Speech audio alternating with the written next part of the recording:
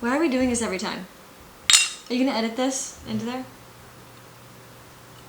Maybe. I don't know. Hey everyone, welcome back to our channel. I'm Sam. I'm Gabby. And in this video, we're going to talk to you guys about the 5 things every high schooler needs to do before going into college. Stay tuned.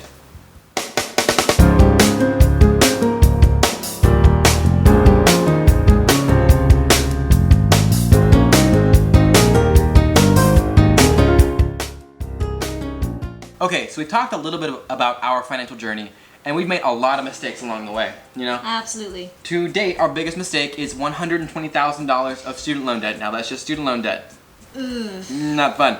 So, what we want to do here on this channel is help you guys avoid the same mistakes we made. So, all that could have been avoided if we'd prepared better in late high school and throughout college for life afterwards. So before we go in this video, leave a quick comment, you high school seniors, about what you're most excited for about college. Comment. Here we go. Okay, so the first thing that you high schoolers can do to kind of start preparing yourself for college is pick an affordable college. Colleges can be really, really expensive these days. Yeah, basically the average 4-year university can cost upwards of $50,000 a year, which is about $200,000 for all 4 years, as opposed to your local public university, which would cost you maybe $25,000. So it's really important and honestly beneficial to you if you pick maybe somewhere local. And a little secret that I found out with my very minimal time in industry and just being around a bunch of older people and interacting with HR reps, no one really cares where you went to school. No one cares that you went to a small private school, a small public school, or MIT. All they really care about is that if you can do the job well. If you can do the job better than the next guy, you shouldn't have any problem finding a job. You can even go to a local community college and save even more. A lot of the average community colleges only cost about $17,000 a year, if that. So that's a really good option too, just to give you a leg up in your finances and college career. Yeah, I don't know about you, but I really wish that I had gone to a JC or kind of did something different so I could avoid some of my student loans. And we're not saying that you can't go to a fancy college, you can't go to a big state school, but you want to make sure it's inside your budget, right? You want to have an idea of how much you're going to spend and how much you're willing to cash flow. You want to make sure, that's really important, you want to make sure you can cash flow your academic career. Yes, that's really important. Yes. So now that you have your school and you know how much it's exactly going to cost you, the question you would have is how you're going to pay for it.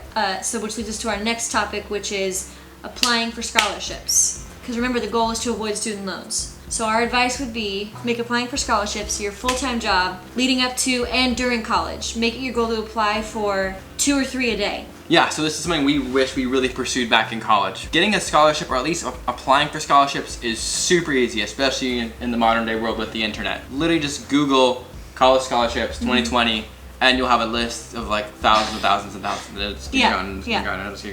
So anyway, they're super easy. They take 5 to 10 to 20 minutes to do, and sometimes they're just one essay. I was really stupid in high school and I was really lazy. I didn't want to write the essay. I thought, why would I write a 1-page essay if I'm not going to get a grade for it? But I could have gotten like $1,000 from it. And while $1,000 might not seem like a whole lot of money right up front when you compare it to, the $200 and whatever $1,000 that college can cost, if you do 1 or 2 or 3 a day, those will add up. 1,000 plus another 1,000 plus $750 plus another 5,000. Next thing you know, you have $20,000, $50,000, $80,000 saved up just in scholarships alone. So, and also don't forget, another viable option for your scholarships is your school. A lot of schools, especially if you do really want to go to a 4-year university, offer scholarships through certain programs. So maybe drama, music, we both did choir at school, earned scholarships through that. So anything like that, just make sure you're looking really hard around at your school as well. All right, this brings us to our next point. Now you're at school and you have your funding. What next? Big question is, where do you live? Because I know that living on campus is really, really expensive. So this is our third thing. If you have the ability, live at home with your parents. Now, I know it's not the coolest thing to do. You might get teased or whatever, but trust me, it's worth it. College dorms can cost you about $10,000 a year, and that's only 8 months out of your 12-month year. And if you live on campus during the summer, that's even more. So this all ties back to picking an affordable school, picking somewhere that's close to where you live, because you can end up saving thousands and thousands of dollars a year and avoid a massive headache later. So another viable option is living with friends off campus. you can find an apartment, say for $1,500 a month, split it 2 ways, that's $750 a month. That adds up to about $6,000 for both semesters, as opposed to $10,000 per semester. So that's could save you a lot of money as well. Yeah, and that's only if you have one other roommate. If you get a 2-bedroom that has, you and 3 other people, cut that in 4 instead of half, and you're saving a lot more money a year. I know it's crammed, but it's only temporary. You'll get out of there eventually. Just, it's worth it. And it's so much cooler to be out of debt. Absolutely. Yep.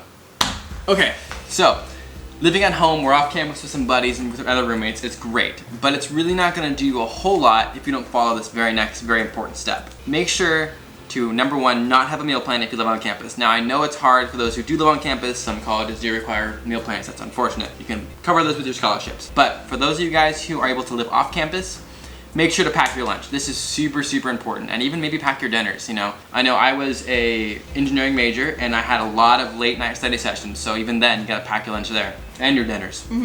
Yeah, so basically packing your lunch can save you at least $10 a day, which adds up to about $1,500 a semester. And then if you pack your dinners on top of that, that saves you another $15 a day, $20 a day. $30 a day, depending on where you go. Yeah, which can add up to like more than about $2,200 a semester. So it really is important. Just make sure you pack your lunches, make sure you don't spend more money than you need to on eating out for food. Yeah, and this was really hard for me because you guys are probably gonna hate me for this. Everyone's gonna hate me for this. I technically had free college, and yet I came out with a lot of student debt. You go, Sam, how'd that happen? You had free schooling. You shouldn't have come out with debt. Well, it was for fees? No, it wasn't for fees. What really happened is I wanted a meal plan. So I got a meal plan, and I ended up leaving with like $20,000, $30,000 of debt just on my food. Which brings me on to my next point, sub-point of this one. Coffee lovers out there. Oh, we're gonna get real. We're just gonna, it's just you and me now. You don't need her right now. Okay. It's just us. Now, I know we love our coffee, and we all love our triple mocha, whatever you get at Starbucks. I don't like Starbucks, but anyway. Make sure to pack your coffee. Now, coffee can cost you about $5 a day. And if you're like me, you're not gonna stop at 1 cup of coffee. I mean, I have this right here is like my 8th cup of coffee. Make sure you pack your coffee. And if you have a friend who has a dorm nearby, borrow some cups from there. So now you're at school and you're saving money. That's great. You're on the defensive, but now we want to go on the offensive. We want to bring money in. So while you're at school, make sure you have at least 1 part-time job, if not 2 or 3. College is really unique, a time in your life where the younger you are, the more you should be working hard towards your future goals. I know for us, I think we each have at least 2 jobs right now, and we wouldn't need to do that if we had done that earlier. If we'd done all these things, we wouldn't need to do this, but if we'd done these jobs earlier, we would have the free time now. Yeah, and that's something that we really regret, is not working more in college, Our excuse for not having a second job was, oh, we were too busy to do it. Oh, I'm too busy with my studies. But in reality, I found time to get my studies done and graduate and still have time to hang out with friends, Yeah. So even if it means giving up some time, free time on the weekends, working a second job or a third job will increase your opportunities later in life. Remember, debt is bad. Debt is a thief in the night ready to take all of your money. It is taking your biggest wealth building tool that you have, and that's your money. You want to free up your money so that when you graduate with no debt, no student loans, no credit cards, that you're able to build your wealth and prepare for a nice future. So basically, those are the 5 things you can do to set yourself up for success leading up to and during college. Really, we just want to encourage you through all these 5 things to don't waste your college years. These are a very unique time where you can work hard, and you should at a younger age. Do these things and you'll set yourself up for a lot of success later in life and save yourself a lot of headache and a mountain of student debt. Yeah. Avoiding debt is great, and saving money is great, but we must not let that come and affect our grades or our health. So if you find that your extra job or your extracurricular activity or something extra you're doing is interfering with your studies or your health, you might need to take a step back, reevaluate, and go, I need sleep. I don't want to die. We just want to make sure that you're not letting all that hustling and all that working affect your grades, because you're there to earn a degree. Which you should do. You should hustle and work. But those 2 things are really important. Yes. Health and grades. All right, so there you have it. 5 things that you need to do as a senior in high school and beyond to set yourself up for financial success during and after college. If you like this video, you can hit the like button, subscribe, leave a comment, and hit the bell notifications for more money-saving tips. And if you want to also follow our journey out of debt, like we said, we owe $120,000 right now, you can follow either of us on Instagram as well. Yep. For now, until we see you again, I'm Gabby. I'm Sam. Thanks for watching. Bye. Deuces.